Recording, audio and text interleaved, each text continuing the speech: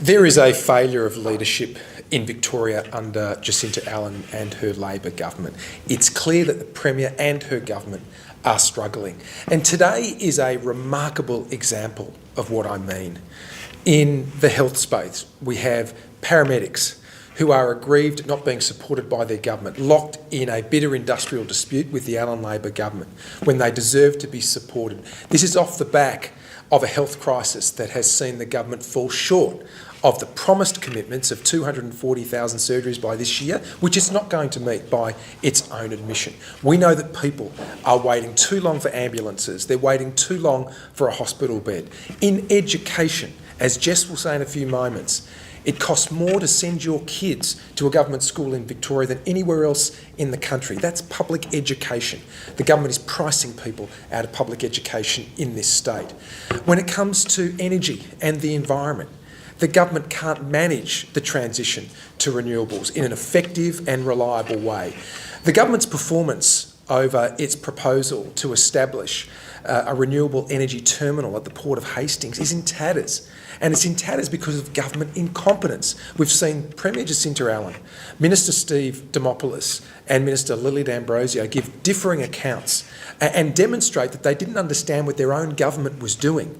This was a government under Premier Jacinta Allen that was advised 7 years ago that there were problems with establishing a port facility given the Ramsar wetlands at the Port of Hastings. And yet the government proceeded. The Premier, Jacinta Allen, didn't even know last week that her own government had commissioned an environmental effects investigation into that proposal.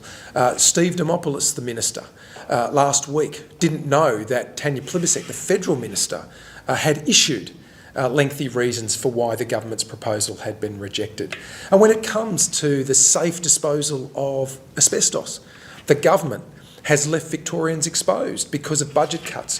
The fact that Victoria's broke means that the Allen Labor government doesn't have the money to invest in safe landfill options for the disposal of asbestos in our community, and the problem will only get worse. When it comes to our justice system, we see another set of crises.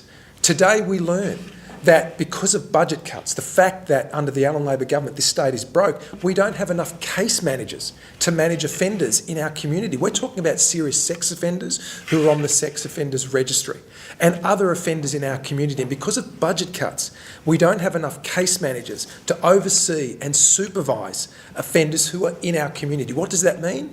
It means that Victorians are exposed to the risks that come when you can't manage offenders in the community. It's very important that the government be able to invest in the resources we need so that we have enough case managers to oversee these offenders. These are very serious issues, and in some cases can mean the difference between life and death, to be very frank about it. This is a serious challenge to our justice system. We've seen our courts brought to a standstill because of cyber attacks, which the government has not nearly invested enough in to prevent. We saw, because of the cyber attacks on the 21st of December last year, that all of our magistrates' courts currently are offline when it comes to online hearings, and that is causing delays in our justice system. So coupled with all of the other failures in our justice system, this is only going to add to the problem that Victorians now face, that because of budget cuts and mismanagement and incompetence by the Allen Labor government, our justice system is being brought to its knees. And these are only 4 issues. There are many other issues that are demonstrating that under Jacinta Allen, the government is at a loss. It doesn't know how to manage its way on behalf of all Victorians through a cost of living crisis. We need leadership that can deliver real outcomes. Instead, what we're seeing increasingly is a Premier who is struggling with the issues of the day. And we saw yesterday another example. When the Premier was speaking about pill testing yesterday, she said that the government was considering the matter and would investigate or wait for the results of an investigation by the Department of Health, not realising that that investigation had been concluded last week. And yet, significantly today, we have a Cabinet Minister, unnamed, who's belled the cat on where the Premier really stands on pill testing.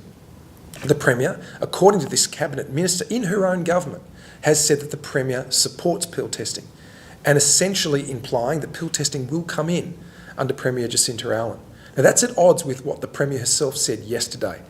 And what we need from the Premier is clarity, and it's not There's no suggestion that she's going to provide that anytime soon. So Victorians are feeling the pressures of a cost of living crisis. They are feeling the pressure now very directly of fiscal mismanagement, a kind of fiscal delinquency under the Allen Labor government, which is affecting every other area of our life, whether it's health, whether it's education, whether it is justice, whether it is the energy transition to renewables, which we all should get behind, but which requires sensible, common sense leadership and competence to get us there. We're certainly not seeing that from this government. I'll hand over to Jess to talk about schools. Well, thanks, John. And today, under the Allen Labor government, it's been revealed that it costs more in Victoria than anywhere else around the country to send your child to a government school. More than $108,000 to send your child to school for 13 years in Victoria. $108,000 for public education in Victoria.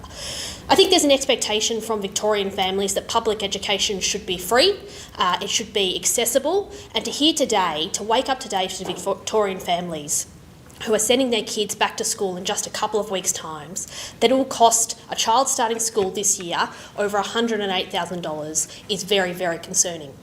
Now, that is more than a $6,000 increase on what was last year's fee. This comes at a time when results in Victorian schools are at record lows across maths, across science, and across literacy. Parents in Victoria rightly should ask, what are they paying for when results are simply not being delivered for students in Victoria?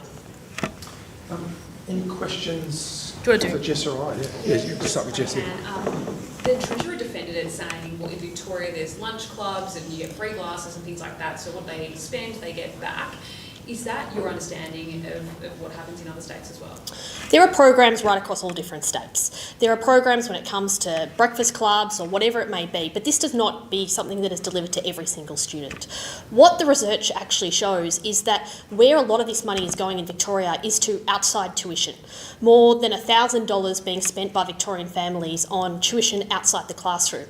Now, that really shows that parents don't have confidence in the Victorian school system. They don't have confidence that it's delivering the outcomes that students deserve, and they're having to go outside the classroom to actually get that tuition to get the results for their children. Any other questions for Jess or I? All good? Just on the ambulance pay dispute, they want 3%, they want more than 3% a year, but they want a bunch of other entitlements looked at. The Treasurer said today we can't move off 3%. Wages policy won't be revisited in the state budget. Does it need to be, or are the unions expecting a bit too much in a constrained fiscal environment? Well, the Premier and the Treasurer need to get directly involved in the discussions, and there's no reason why, when you're working through industrial disputes with frontline workers like paramedics who do a fantastic job, that there's always a possibility of giving more and getting more. And that's not going to happen, however, if the Premier and the Treasurer are going to refuse to engage. And that's what they're doing now. They're simply saying no to paramedics. Our paramedics are under more pressure than any other paramedics in the country. And it's fair and reasonable that the Premier and the Treasurer respect what they do, sit down with them and their representatives and work it out. There's no industrial dispute that can't be resolved through sensible and constructive discussions. And if I were Premier today, I'd be sitting down with the paramedics and their representatives and working out how we can give them more and how we can support them in the important work they do. I wouldn't be sitting it out. I wouldn't be stubbornly refusing to engage. We've got Victorian households and people right across our great state who depend on our ambulance service to be able to deliver, and they're not getting that now because we have a Labor government that's run out of money and is not prepared to support our paramedics, and that needs to change. It needs to change quickly. There is a peace deal with the police to keep things under wraps till about May of this year, but we could, by the middle of this year, have fireys, police, ambulance and 000 all taking industrial action at any one time. How concerning is that? It's very concerning, and what we're going to end up with is a lot of band-aids around the state trying to hold together a system that's falling apart because the government has left Victoria broke and doesn't have the money available to invest in vital frontline services. These people deserve to be supported. The terms that are to be brokered ultimately can only come from discussions, but that's only going to happen if the Premier and the Treasurer and other relevant ministers get off their high horse and respect paramedics, firefighters, police officers, negotiate with them and sort these things out, not with temporary band-aid solutions. That only kicks the can down the road. We need leadership in this state We need a government that respects our frontline services enough to sit down with them. I mean, there's a fair question to be asked here. Why won't the Premier and the Treasurer sit down with our frontline workers, respect them enough to talk to them, work through their concerns? They do really good work for all of us, and they deserve to be respected in that way. Thank you very much. Okay, well done. Thank you.